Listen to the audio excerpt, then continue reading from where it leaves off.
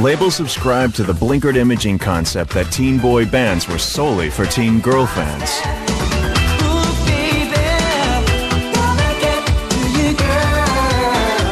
Boy band like New Kids on the Block, very wholesome, very all-American. They had their clothes on. There was nothing dangerous about these guys. New Kids on the Block had gay fans, but they weren't marketed to. If they were marketed to, they would have sold more albums, more posters, and more merchandise. The band did spawn gay rumors, however, and band members were unprepared to deal with them. You know, rumors of that I was gay and that I had sex changes and all this. And it made it look more like I was gay because I'm trying to defend myself. It's just a vicious circle. Then came the gay 90s, and a new kid's kid brother started working the block. I remember Mark Wahlberg, formerly known as Marky Mark. He had a really big gay following. I mean, he even did a lot of gay clubs. Some of his contracts, it would be like, you have to drop your pants and show the Calvin Kleins. You have to take off your shirt. British bands like Take That followed suit, and soon it was established that what gay men liked was a pretty good barometer of what teen girls liked. So why not hit both markets in sync? The shirts came off, the abs came out, and the new pouting pop stars soon had enough platinum discs to host a frisbee tournament. They had co-opted gay looks in terms of clothing, being aware of your body, being aware of what you look like, and just being a bit more sexy. So you then have a group like the Backstreet Boys appearing shirtless, having water tossed on their six-packs, and they're just gyrating in their video. It was like close-ups on body parts, and I was like, this is bad gay porn. Backstreet Boys showed their gay friendliness by appearing in homoerotic photo spreads in XY, the gay youth magazine. But it was post-NSYNC Justin Timberlake who took it to the next level, getting a new look that was loaded with gay appeal. You know, once he started coming out of his shell and being a little bit more risque with himself and stuff, I think it's a lot more appealing to the gay community. Justin went unashamedly for the gay market and earned praise in high places.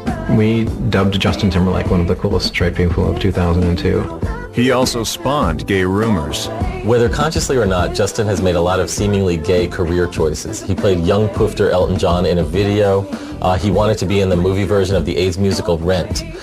He did a homoerotic photo spread in Arena Home magazine. He also did a part on Will and Grace. He played a gay con man, and I'm starting to wonder, what is the con exactly? But now it was understood that even a gay rumor can be a good publicity tool, and striking the right sexual attitude can get you a long way.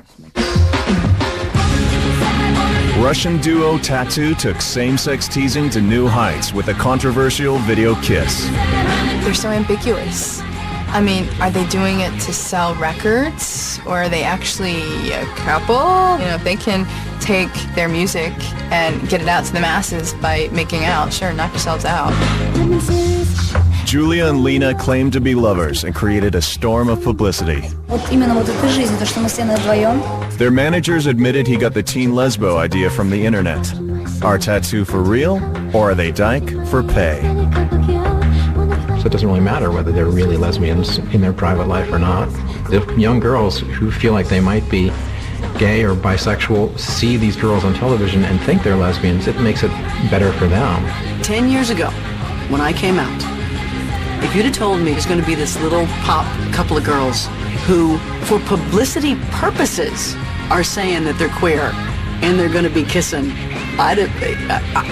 for me, it's a personal triumph that it can be used to positively propel your career forward.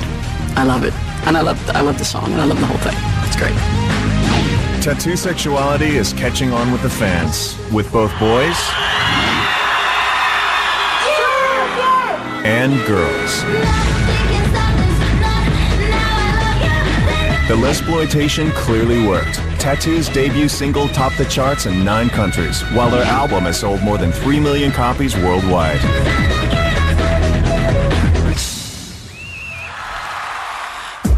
What's the gayest show on TV right now?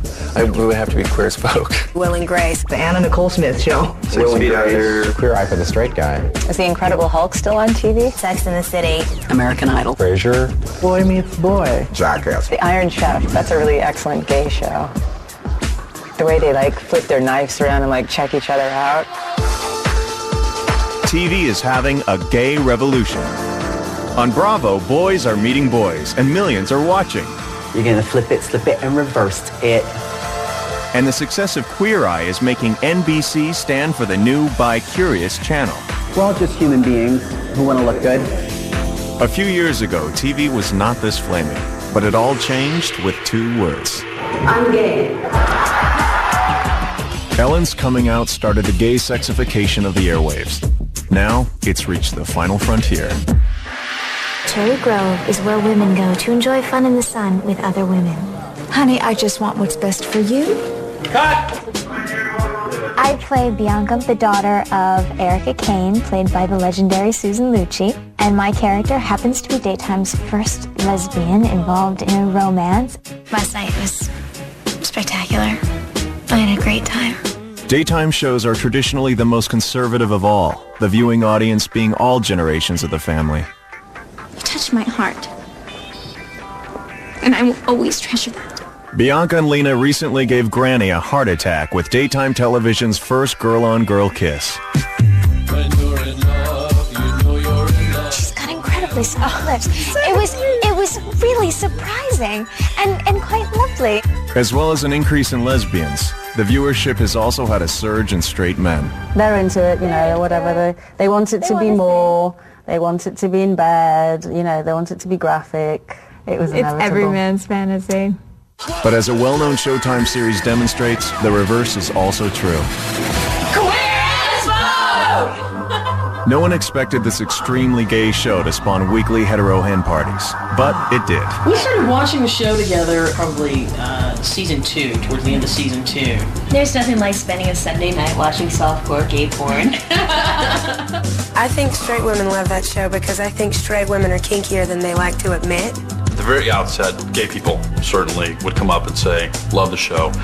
Then very quickly, straight women would start coming up and saying, love the show. Teen girls love the show. It's really bizarre. From what I understand, their research shows that straight women like to watch Queer as Folk because it has a soap opera-like quality to its plot lines. Straight women watch Queer as Folk because of the sex, let's face it. With hot guys on there making out? What woman doesn't want to watch that? Where else do you get to see naked men, You don't. I think the sex on the show is very educational.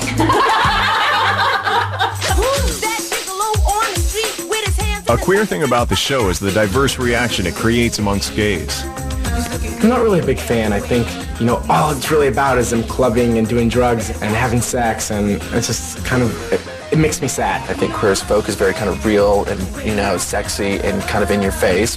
But our sample group of women have their minds made up. Women like to watch it for the same reason men like to watch shows with beautiful women. We're not slaves to plot. There's a lot of women who watch the show, and, I think it's because of my butt. It's not just gays who are acting queer. Straights are acting pretty strange, too. Homo and hetero collide in the most unlikely of places.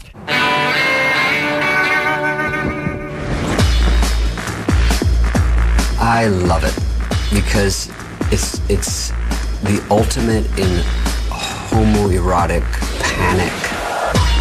It's just the next step from when you're in junior high and you like someone but you can't touch them or kiss them, so you punch them.